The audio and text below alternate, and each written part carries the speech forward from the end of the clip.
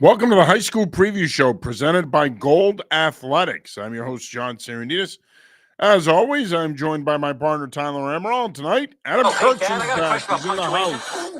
And we're also joined by Mukala Kabongo. Gentlemen, how are you this evening? Good. Great. It's great. How's Good. everybody? Good.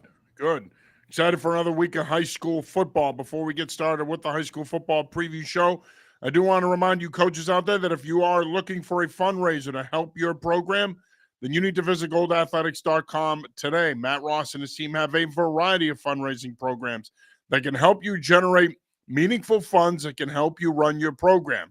You can never have enough money to run a program today. Now more than ever, fundraising is important. If you're ready to be serious about your fundraising and do a fundraiser that works for your program, then give Matt and his team a call or an email. They will get you set up in no time, and they will have you on the road to making money. Again, visit goldathletics.com today for more details. All right, gentlemen, obviously we're entering week 5, which is hard to believe here. We're just about at the halfway point or a little more past the halfway point of the high school football season as we go into the first weekend of October here. As always, we're going to start with the MIA games and then take a look at some of the other top matchups in the region, and we've got some good ones. You know, this isn't the best week in terms of top tier matchups, but with the way scheduling works now, especially with these interstate matchups, we're getting more and more quality matchups later into the season. We've got some good ones this week, and we're going to start with a key matchup on the North Shore when Wayland visits Shawsheen. The Rams, of course, impressive last week in a blowout win over Norwood. Wayland is also off to a 3-0 start.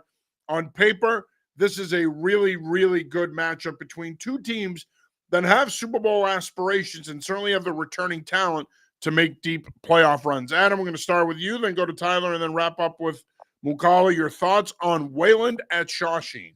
I think this is a good one. But Wayland was one of those teams in the preseason that I was very close to putting in our top 40, and they're in there now. But, you know, they have a running back, linebacker, Max Dresens, who's just a great player. And really, if you look at their scores, they're not allowing much on defense either. Like, these aren't shootouts they're winning. They're pretty dominant efforts. So they're very good. Again, another team, Shawsheen is one of those teams that's been playing well since the beginning of the season. They've really played well the last 3 years.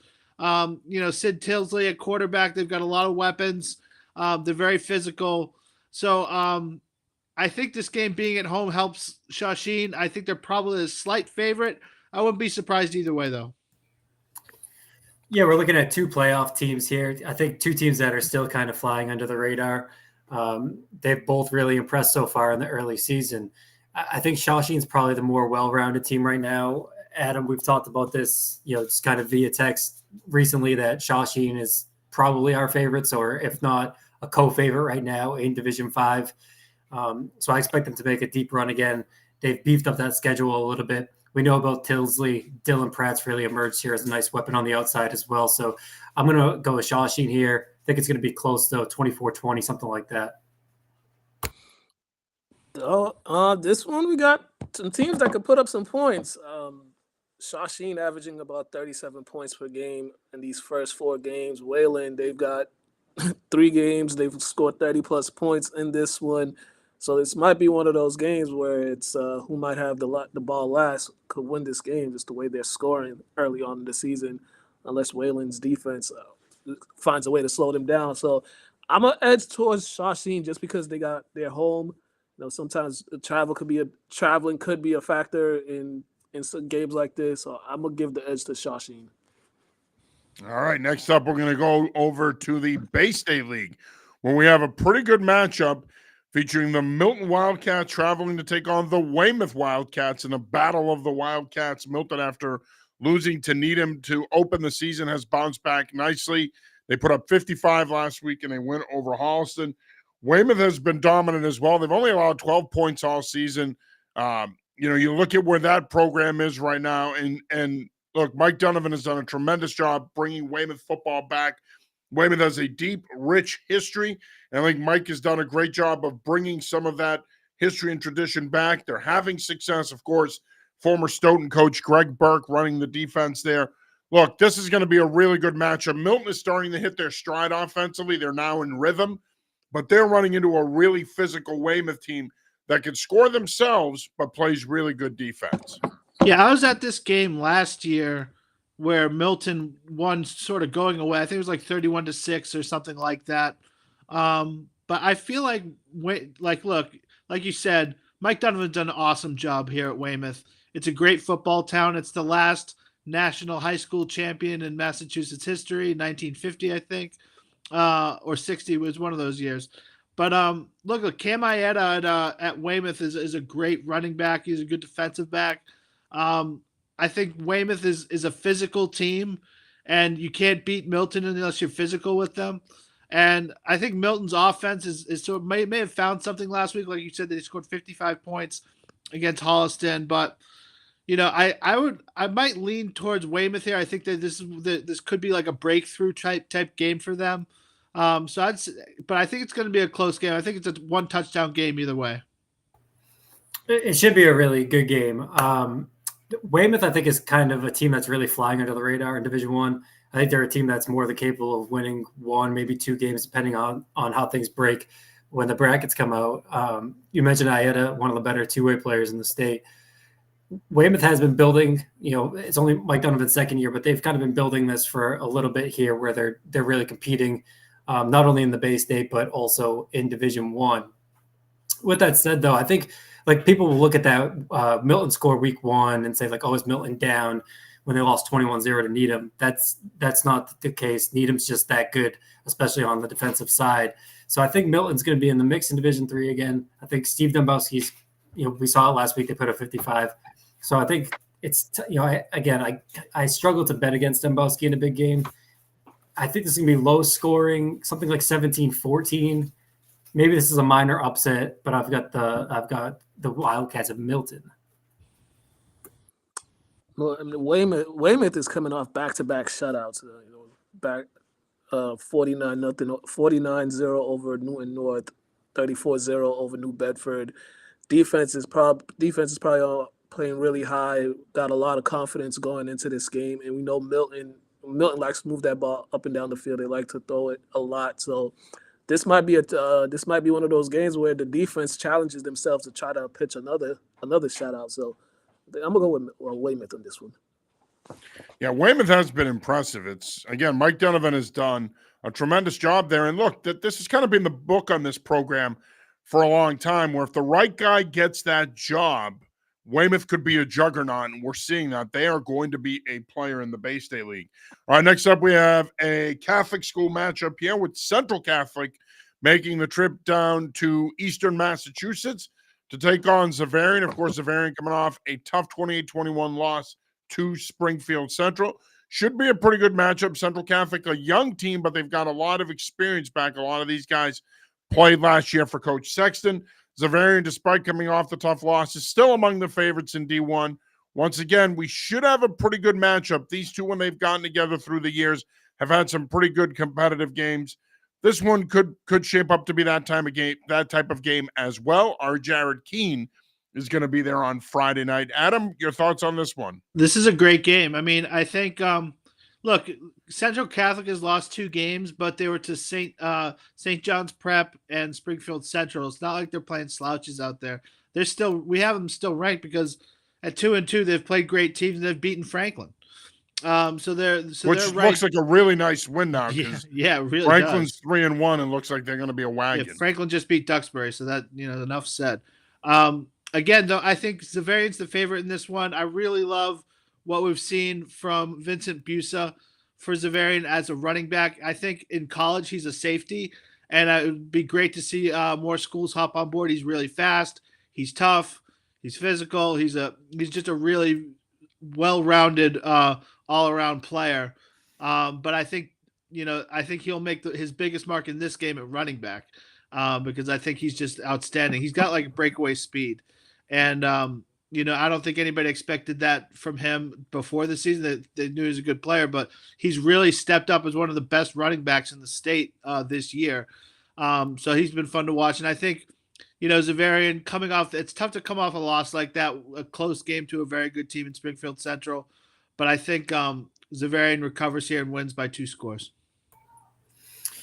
Yeah, you mentioned Busa. A couple weeks ago had the 340-yard breakup performance against Everett. He is one of the better backs in the state. And Central Catholic, it's just like they've arguably played after this game will have played 3 of the top, maybe the top 3 teams in the state, and Zavarian, Central, and Prep. Like I think CM's in that mix, but whatever. It's 3 of the top 4 teams in the state that they've played. So it's the hardest schedule in the state pretty easily. They've beaten Bill Ricka and Franklin, 2 good teams as well. So they're going to be battle tested.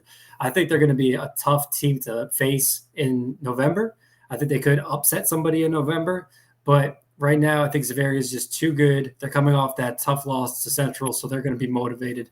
I like the Hawks here. Adam, I think you're right. It's going to be by 2 scores. Yeah, having seen Central Catholic in both those games against actually in 3 games against Franklin, against Springfield Central, and against St. John's Prep. They've been in all the games. The 2 games against St. John's Prep and Springfield Central, they got down a couple touchdowns early, but it felt like the game was the game never got away from them. Even though they were down a couple touchdowns. They felt like they were still in it.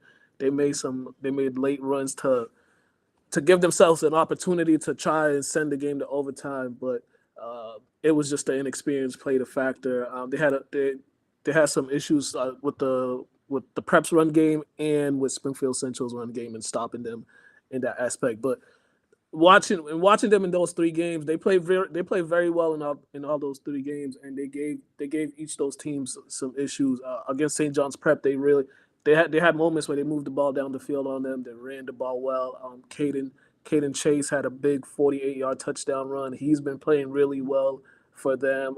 Caden Smith, each week he's improving at quarterback. You see him get more confidence throwing the ball down the field. So they're gonna give Zavarian some issues. They will play hard. I think this will be close throughout, but I think Zavarian's just size and experience will be the difference in this one. I think Zavarian will pull away in this game. All right. Next up, we revisit the Bay State League, where Needham visits Walpole in a classic old school Herget Division Bay State League matchup. Needham off to a great start as expected. They were one of the teams to watch at the beginning of the season in Division One. Walpole, though, has been off to a tough start. The Timberwolves, I still can't get used to calling them that. As a Norwood guy who played against Walpole, who knows how important that rivalry is to our 2 communities, the fact that they're not the Rebels still bothers me. It's dumb. But in any event, the Timberwolves off to a 1-3 start. Tough start for them. They have played a good schedule. Their lone win against a good Foxborough team. Look, Needham is what they are. And what they are is a senior-laden team, experienced, a lot of guys that have been a part of this program the last 2 years and that are key figures in the rise of this program. On paper, you'd have to think the Rockets are favorites here, but we saw this with Walpole last year. This is right about when they started to turn their season around. Week 5, they went on a run and ended up in a D3 Super Bowl. Could that happen again? Could the T-Wolves turn their season around here and make another deep run like they did last year? I think 100% they could. Now, will they? It's tough. I mean, Needham's tough this year. They're so good up front, and their ability to play with everybody on their schedule is due to the fact that they are so good up front. I mean, a lot of teams have good skill players. It's tough to have a good line as well to team with it. So I think Needham's the favorite here. But look, with Walpole, you got a kid, Noah McKenzie, who's one of the best quarterbacks in New England. He's a great player. And if he gets hot, then they can stay in a game with anybody. That includes Needham. I've covered this rivalry for years. I remember in the 90s, some very good Walpole teams had 1 loss, and that loss was to Needham. So this one goes back for a long way. I do still like Needham here. I like Aiden Williams. I like their whole team to sort of beat Walpole here. But again, I think this might be closer than people expect. I think this is a 1-score game. Yeah, I mean, and the thing about Walpole too is like another team that's played a brutal schedule, and they have to win 3 games to get into the playoffs, and they've got Milton after that, and then they got Braintree and Wachusett. So it's wow. Really time to start winning some games here.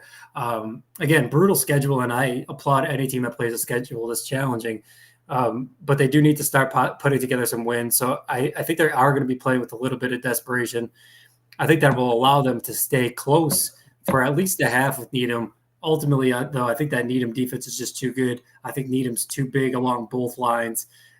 I can't bet against the Rockets right now. There are very few teams that I would pick over Needham in a head-to-head matchup right now. Walpole is a good team. They're not one of those teams that I pick over Needham, though. I like the Rockets, something like 21-7.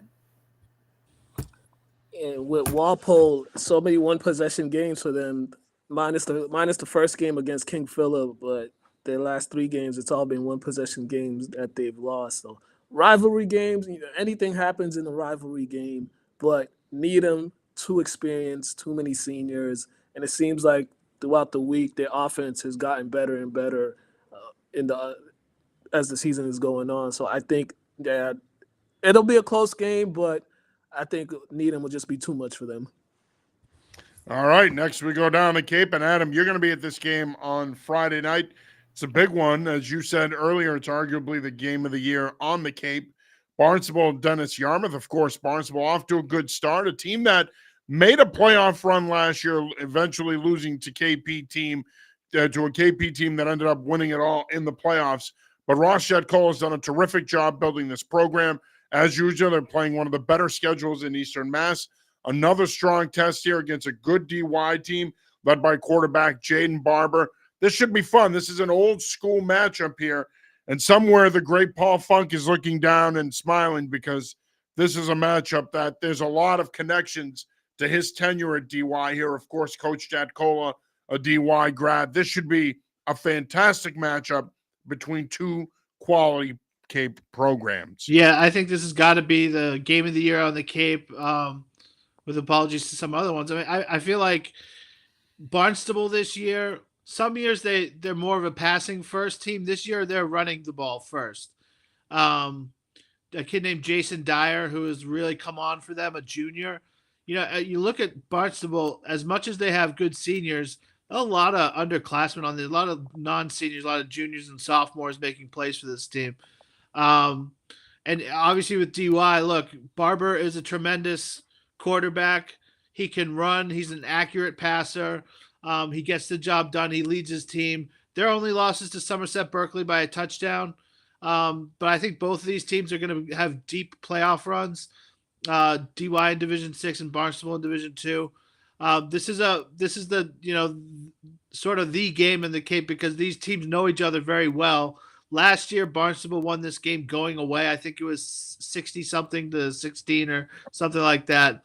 I think this is going to be a close game. Again, I'd probably have Barnstable the favorite again.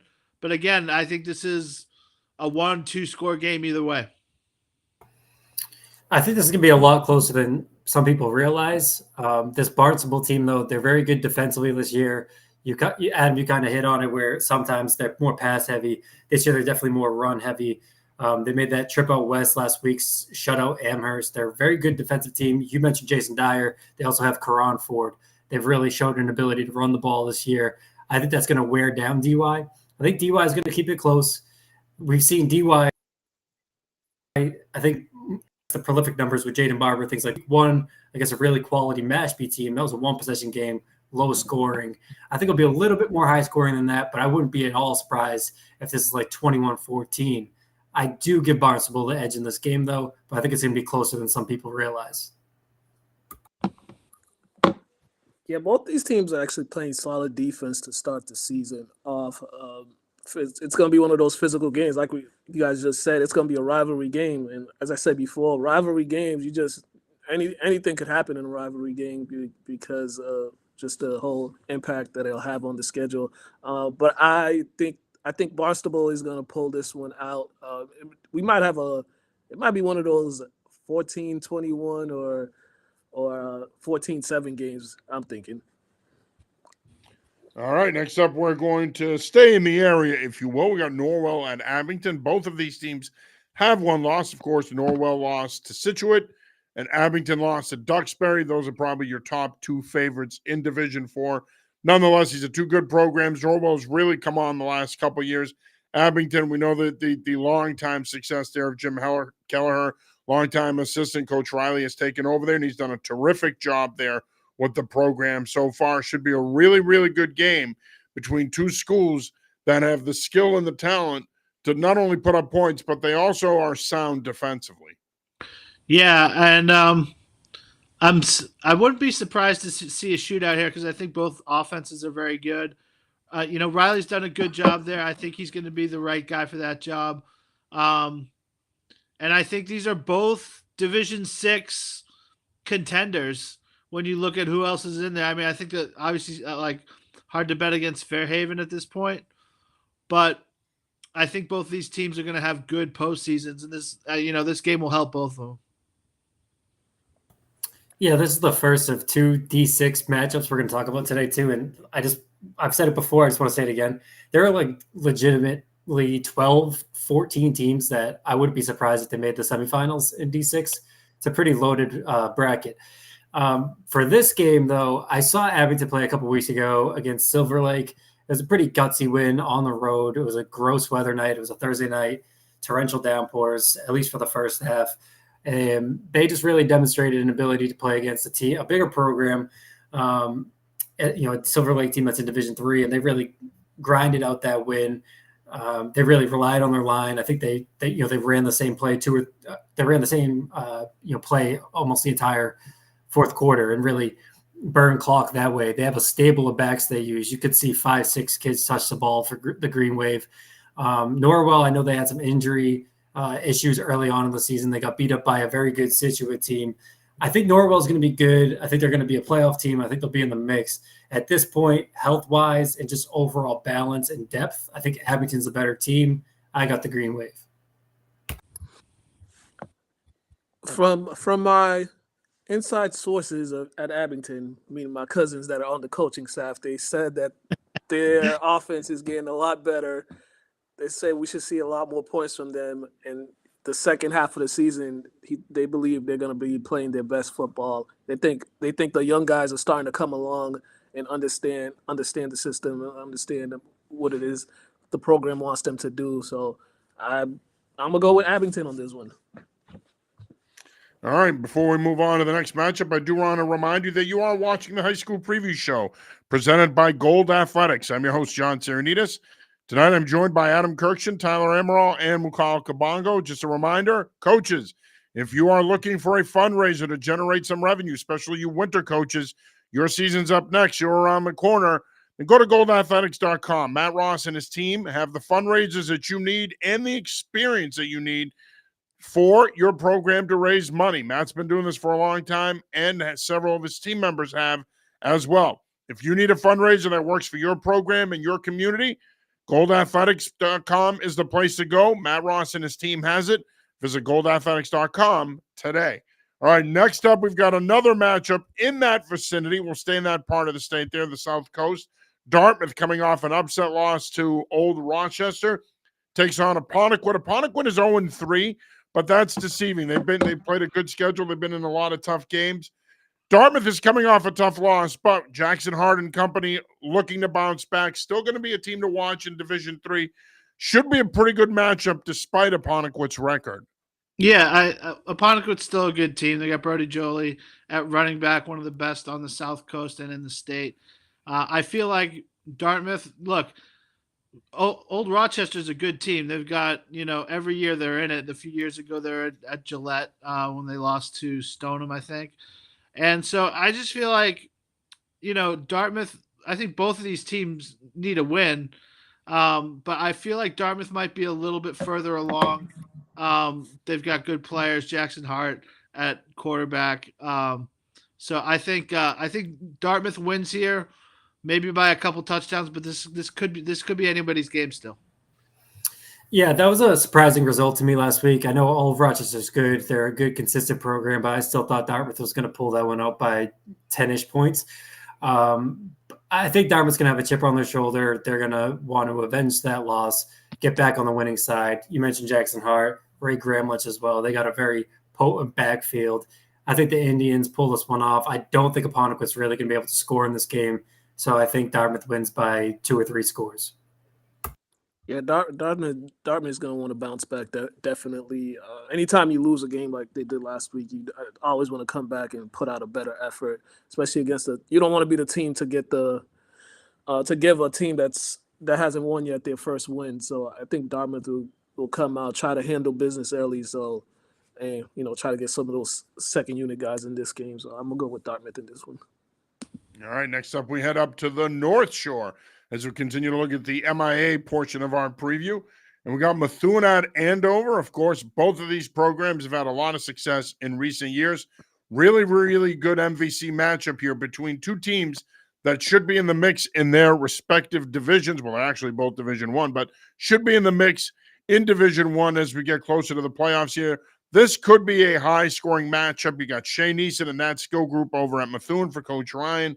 And, of course, Andover, Don Papa, quarterback, and E.J. Perry always has one of the most explosive offenses in the state. This should be a fun game, and it should be a high-scoring one as well. Yeah, I agree. This is like one of those old MVC games that ended up with both teams in the 40s. It could be like 45-42. It was funny. I was just looking at this, and they both had remarkably similar games with Chelmsford. I think Methuen beat them 38-35, and Andover beat them 38-36, something crazy like that. But that's the kind of game I expect this week to be. Eason is just a great player. He's super fast. He's a great runner and receiver. And Papa just really controls the game with his feet and his arm for Andover. So I might lean Methuen here, but I wouldn't be surprised if Andover won. I think it's a close game. Again, high scoring, like you said, John. Yeah, you mentioned Shane Eason, arguably the best player in the state. Josh Quackey's, I think, kind of an underrated weapon for that team. You can give him the ball out of the backfield slot. You can split him out.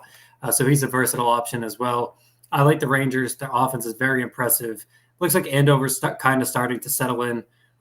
They had that tough loss week 1 to Pinkerton. But it seems like they're starting to find their groove a little bit here. You mentioned Papa. I think he's going to put up some numbers in this game. Definitely take the over in this one. Could be 80 points scored. I think I lean Andover. It's going to be high scoring. I think it's going to be a very close competitive game, but I'm leaning Andover 38-32, something like that. Yeah, we might have ourselves an old-fashioned shootout in this one. We got some explosive players. The Shane Eason show, you guys said, I think he's the best player in the state. I mean, last week he ran, he threw.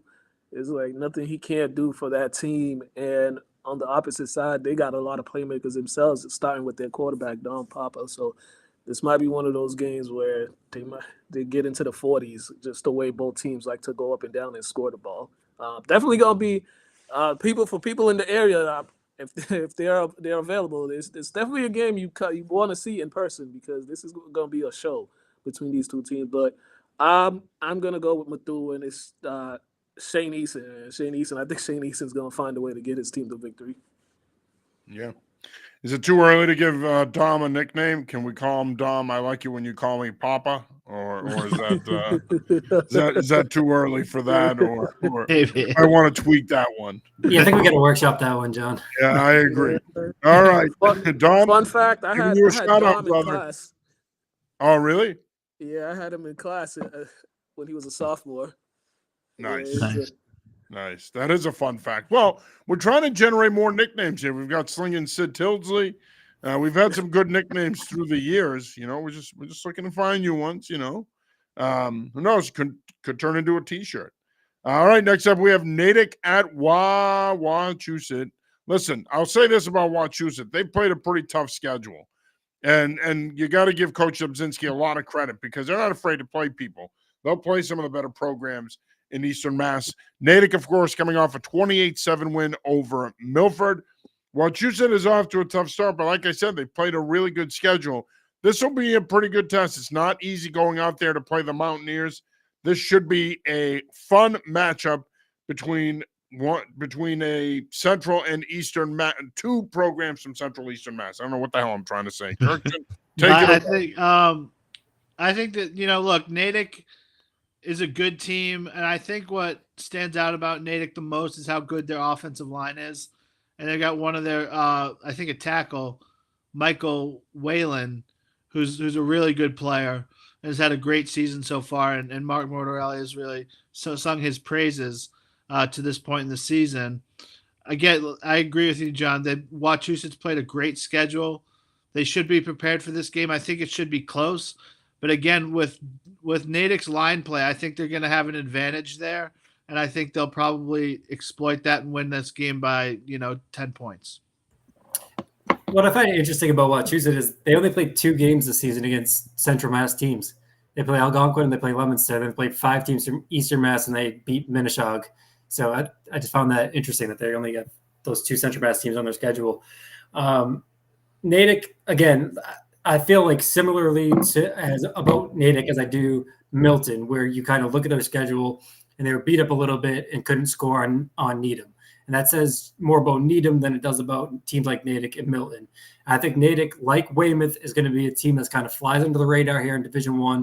I wouldn't be surprised if they win a game or 2. At this point, I think they're one of the better defenses in the state.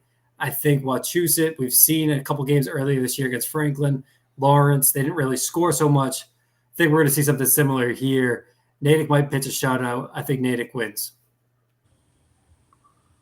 Yeah, I'm with you on that. I think Natick is gonna walk away with this one. This might get ugly fast. So I think just Natick they want to position themselves for good things down the line. So I think they'll handle business in this one and get the win convincingly. And of course, congratulations to Mark Mortarelli, the head coach at Natick. He was the Patriots Coach of the Week this year, an award that I've been fortunate enough to win. I won it in 2011. Beating Natick when I was a head coach at Norwood. We beat Natick in week 2, 2011. So it's nice to see Mark Mortarelli get Patriots Coach of the Week. I've known Mort for a long time. He's a good man and a hell of a coach. All right, next up we have Westford Academy at Leominster. Leominster looking to bounce back after a 56-28 loss to Catholic Memorial. Westford Academy is coming in 2-1. Their only loss is to Bill Ricca. Should be a pretty good matchup between a burgeoning Westford Academy program and a Leominster team that is one of the best signal callers in the state in Osiris Lopez. Yeah, and Westford has a great quarterback / safety in Alex Wilson. He's a great runner. He's a fast player, and he does a good job with them. And then, obviously with Leominster, Osiris Lopez is a great player. They've got a good complement of skill players. They're good up front. Leominster lost that game to Catholic Memorial, but that will benefit them down the line to have played such a good team. There's not many better opponents in this state you can find than Catholic Memorial. So I think Leominster is going to probably win this one. They won this game last year by, I think, a touchdown. I'd say Leominster wins this game by 10 or 11 points. Yeah, I mean, again, like CM's arguably the best team in the state, so it's hard to really put too much stock into that result last week.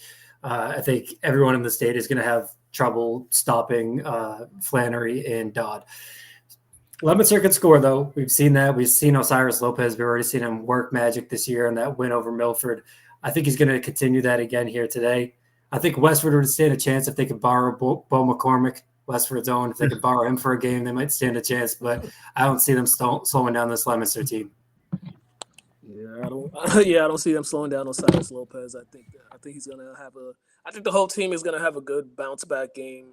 They show some fight against Catholic Memorial, but as you guys said, Catholic Memorial, one of the better teams in the state, just too explosive. But Leominster, they've shown their explosiveness all season too, so they can put up some points. So if you got to outscore them, and I don't think Westford Academy is going to be able to put up 30 or 40 points. So Leominster with this one.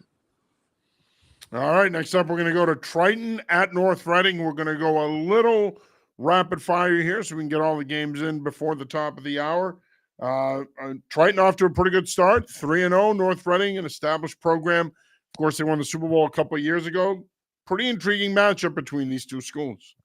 Yeah, I talked to Triton coach Paul Sobolewski at the Northeast 7-on-7, and he was positive about the progress his team has made since he's been there. So I think they get the win here. I think North Reading has enjoyed a lot of success recently, but I think it might be Triton's time. Yeah, this is the other game I was talking about, featuring 2 Division 6 teams, and we've talked about North Reading, their success. They made 2 consecutive Division 5 state championship games, won one of those against Shawsheen. So that's a very good program. I think two of the better players that aren't really getting maybe the love statewide because they play at these smaller schools, Jaden Torres, Triton, Otto, and Delicato on North Reading. I think this is a true toss-up. I'm leaning North Reading, though, 20-17. In toss-up games, I always lean towards the home team just because if it could go either way, I just give the nod to the home team. So I think North Reading is going to take this one. I'm about to say 28-21. Yeah, I think the coach in me is going to come out here. When the home team has an advantage, it's because of the officials. All right, next up we have Masconomet at Peabody. I didn't say that. Masconomet at Peabody here should be a pretty good game. The Chieftains have been a bit of a surprise. They got a win over Billerica, and their only loss on the season has been to Winchester. And, of course, Peabody, they've been really good the last 3 years, and they've kind of been overshadowed in D2 because CM and KP have dominated the landscape. Marshfield and Fian and Barnstable have also been pretty good, but not enough people are talking about the Tanners. This is a game where they could make a statement over a Masco team that's a program that's on the rise. I mean, a few years ago they were a little bit down, but they're starting to come back here and become more competitive again. Yeah, Masco deserves some respect for beating that Billerica team. I feel like Masco in recent years has been good, but had a hard time getting it over the hump once the playoffs come around. Peabody's got a really good junior quarterback in Luke Maglione, and I think Peabody is sort of waiting in the weeds a little bit. And I think this could be a breakout game for them. So I'm going to go with the Tanners here. I've got the Tanners as well. I think if you look at those, they both played Winchester. They both had competitive close games with Winchester. I would expect this game to be played in the 20s, but ultimately I agree the Tanners win 28-20. Peabody last week, they got off to a rough start against Lynn Classical. They got down 14-0. They gave up 2 big touchdowns, 92 yards and then 79 yards. And then they settled into the game. Luke Maglione and Kyle Santos, they really started picking up the offense. Santos on the ground. Luke with his arm and his legs in this one, and then they ended up pulling away. And Coach Betancourt said the team is now finding their flow. They're playing after that rough start. They started playing like the way he wants them to play, especially after that Swampscott loss. He wants them to be a little more focused start of the game. So I think they're gonna carry some momentum after that Lynn Classical win, and I think they're gonna get this one. Okay, we got a pretty intriguing small school matchup here next. We got Randolph at Mashpee. Randolph is starting to look like a legit contender in D8. D8, of course, is wide open. They're taking on a good Mashpee team that's always well coached. Matt Trevere does a great job there. Should be a pretty good matchup between two schools that have been at Gillette before and experienced playoff success. I just have the feeling that Mashpee is about to go on a nice run here. I know Randolph might be the slight favorite, and they're a good team. But Ben Squarsha for Mashpee had a great game last week. He's a running back linebacker, and he's just a good athlete and a tough kid. And I kind of feel like Mashpee is just sort of about to really take off here. And I think they'll be, one of the teams to beat in Division 7. So give me a Mashpee here in a close game. It should be a good close game, and I think Randolph, they probably have the most potent backfield duo in Division 8 when you talk about Abe Cornett and Nathaniel Gomes. So I think they're going to be a player in Division 8. Again, every school in the South Shore small is going to be in the mix again. That's just how it is. It's a great league, best small school league in the state. Mashpee's playing really well. I saw a little bit of that game against Rockland last week. They completely dominated that game. They're playing really well defensively right now. Adam, you mentioned Squarsha. He's a nice kind of X factor. He's dealt with some health issues in the past. Been on and off the field. He's back now. He's back at full speed. I like the Falcons 22-14. Yeah, this is another one of those toss-up games that I'm looking at right here. But I'm gonna lean with Mashpee. I think Mashpee, they're gonna put a lot more points than Randolph. I think they'll win this one by a couple touchdowns. All right, next up we got a Middlesex League matchup between Reading and Woburn. Reading travels to Woburn.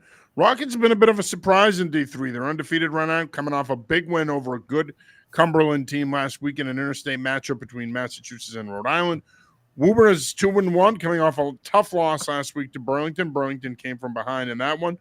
Should be a pretty good matchup between two schools that are very familiar with each other. It's a rivalry game. But, when I look at Reading here, guys, last 2 years it's been kind of a challenge for John Fiore's team.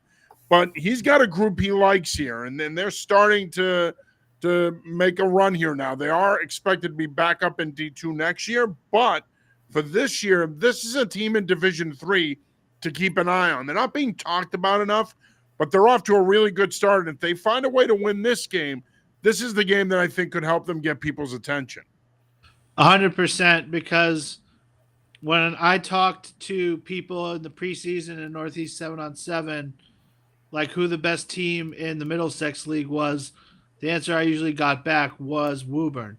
And they have a good running back coming back in Ryan Lush. I didn't expect Reading to be that good this year. Like they had some down years for them, and I wasn't sure that this was the year that they were going to bounce back, but they have bounced back. And like you said, John, could be the game. If they beat Woburn, then people are really going to have to start to take notice because Woburn's a good team. So I am going to go with the Rockets here. I think they're the better team. Yeah, I think a lot of people in Massachusetts, they might not realize that Cumberland team is very good. That's a very good team from Rhode Island, and they beat them. So that game kind of officially put me on the Reading bandwagon. They had a struggle of a year last year. They only won 3 games. They've bounced back nicely this year. Again, I think low expectations. They're not going to creep up on people anymore. I think they're going to beat Woburn, Jack Murphy, Devon Bursey. It's been a nice backfield for the Rockets. I think they get the job done, and they improve to 4-0. Saturday game in Woburn. Woburn is always a tough out at home. They usually dominate at home, and I think they'll do that this weekend. I think they're gonna come out with the win over Reading. All right. Well, look, one thing we know about Reading is that Reading is fundamental. All right. Next up, we have an ISL matchup. Best ISL matchup of the weekend in the ISL Large or the ISL 7. St. Seb's at Milton Academy. Both of these teams are 1-1. Milton Academy coming off a tough loss against rival BBNN. This is one of those teams that when you think about a potential NEPSAC Bowl down the road, this is a game you need if you want to be in the running to get a berth in a NEPSAC Bowl. They both need this one. Player to watch here, of course, is Milton Academy quarterback Quran McNeil. Just some thoughts on this ISL Large matchup. I love watching Quran McNeil play quarterback. He's an electric runner. He's got a great big arm. He's a tough kid. And I think, a guy, he can be the difference maker if the two teams are relatively equal. I saw St. Sebastian. They're huge. St. Sebastian's has a giant offensive line. And again, like you said, I think, John, you hit the nail on the head. Like, if you want to make a NEPSAC Bowl, it's going to be really tough with three losses. I think it's been done before, but it's not every year that you lose 3 games and make it so. And both of these teams still have to play Tabor. So if you have 2 losses and then you play Tabor, that's you're an underdog there. You're in a bad spot. So I think Milton's good. They have to establish more of a running game, but I think St. Sebastian's a little bit bigger than them and probably running the ball a little bit better. I got St. Sebastian's in another close one for the ISL, like a 17-14. It'll be close. I think it'll be close as well. Adam, you mentioned the size of St. Seb's. That could be the difference here. But ultimately, I think the difference will be McNeil and just his explosiveness and his playmaking ability from the quarterback position. So I've got Milton Academy. I'm going to go with Milton Academy as well. They're going to have to bounce back after that loss last week. As you guys said, McNeil, he'll be the difference maker. He's probably going to be making plays with his arms and his legs in this one. Milton Academy, I'll go by 1 score. All right, we're going to stay in the NEPSAC, and this is probably the game of the weekend in all of New England. You got Avon Old Farms visiting Brunswick, of course. Wayne McGillicuddy's Bruins are undefeated, and they have looked the part. They are impressive, one of the most talented teams in the Northeast. Avon Old Farms, what can you say about John Hooley's squad? They have Division I talent year in and year out. He's one of the best coaches in the NEPSAC. This is going to be a fun matchup. Could be a high-scoring affair. Former Central Catholic quarterback Blake Herbert, of course, quarterbacking the Brunswick offense.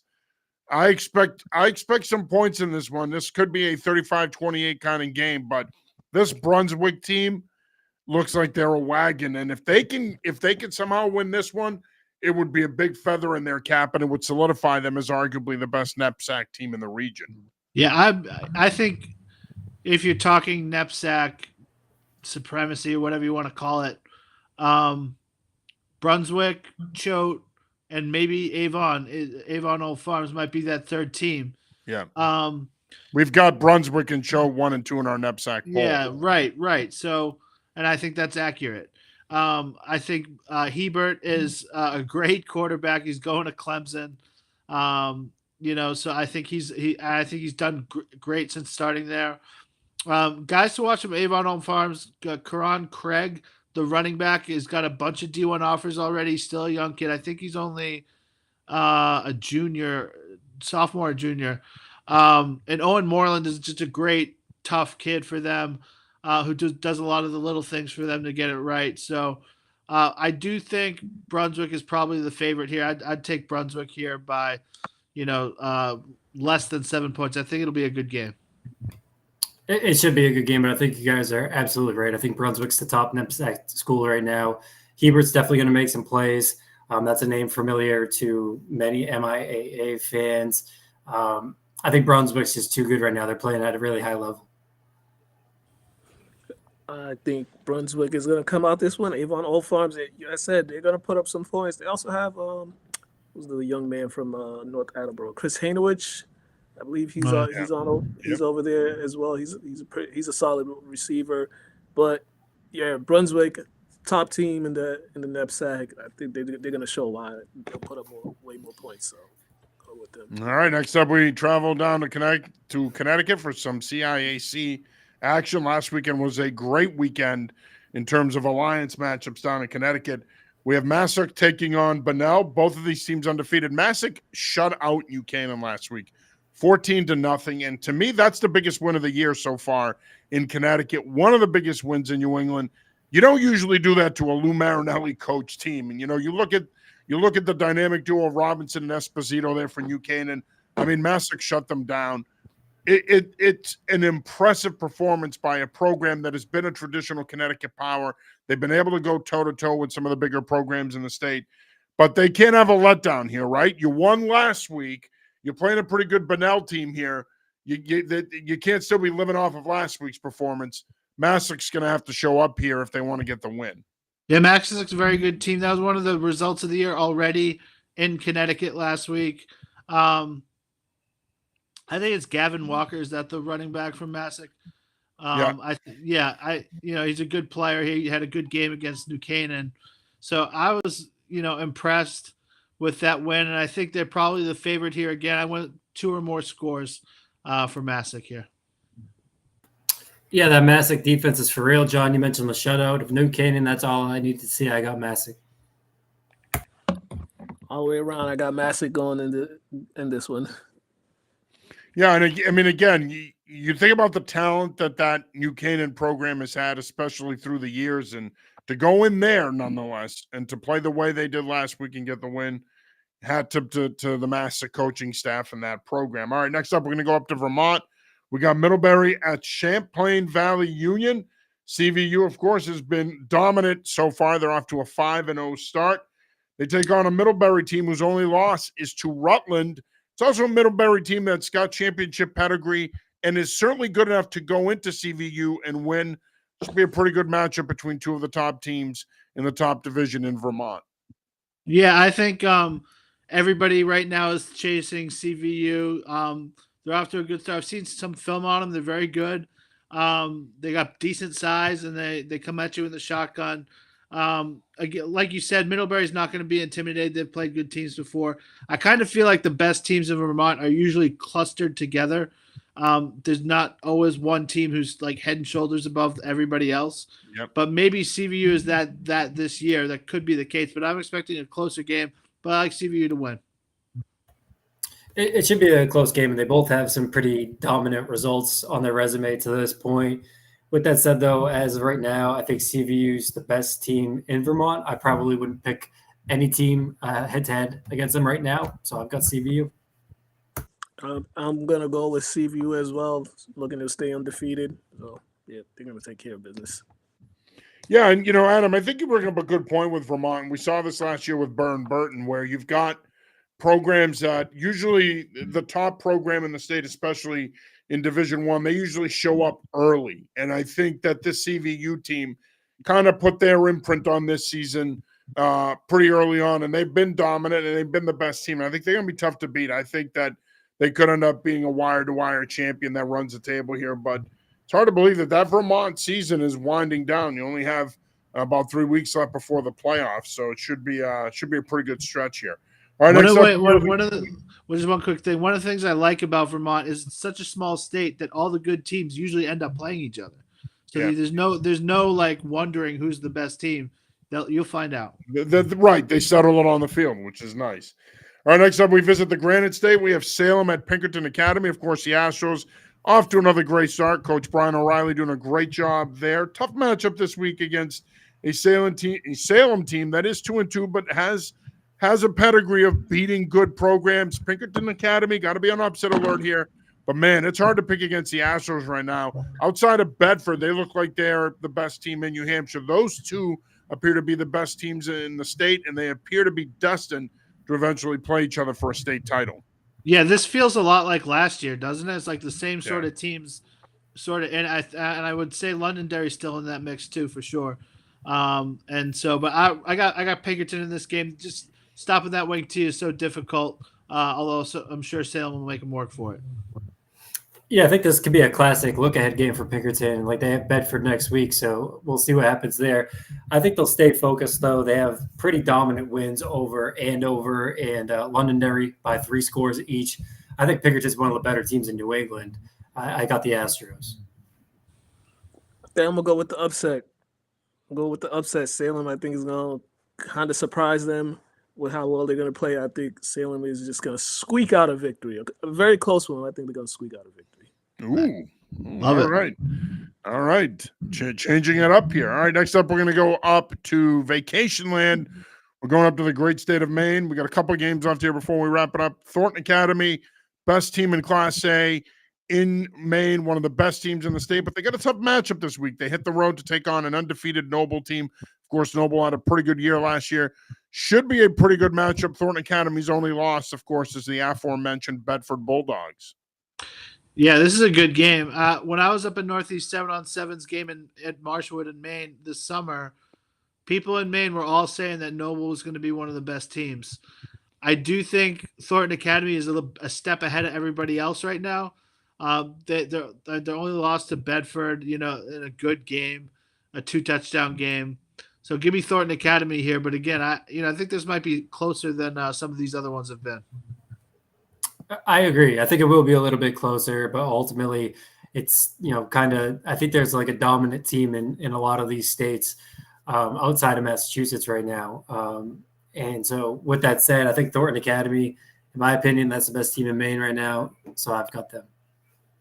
Yeah, I'm going to go with Thornton Academy. I think they're going to come out there. They're going to be very physical. They're going to put up those points at Thornton Academy. It should be a good game. Trojans have been impressive again, but it speaks to how good that Bedford program is that they could go up there and win by 2 scores a couple of weeks ago. I mean, Coach Matthews has done a great job there. And as you mentioned, Adam, that Pinkerton game next week is shaping up to be the game of the year in New Hampshire. All right, and finally, we're going to go down to the great state of Rhode Island, the Ocean State, for the game of the year there. LaSalle at Hendricken. Enough said. What else needs to be said? The 2 power programs in Rhode Island the last few years. Marcone versus Croft. Plenty of talent on both sides of this matchup. Look, both of these teams come into this game at 2-2, but I got to tell you, LaSalle's much improved. They struggled last year. Hendricken's Hendricken. They're still going to be the team to beat. But, man, this is going to be a heavyweight fight. This should be a pretty good matchup. Both of these teams have played terrific schedules up until this point. This should be fun like it is every year between these two. Yeah, these teams always play teams from New York, from Massachusetts. They really challenge themselves. I think LaSalle lost to St. John's Prep 28-0, but it's good that they just play those games because they're looking to, give their kids a great experience. So I feel like Hendricken's probably the team to beat at this point.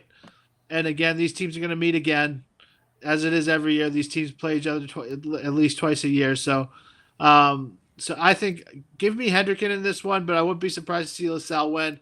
It's going to be a great game either way, no matter what way you slice it.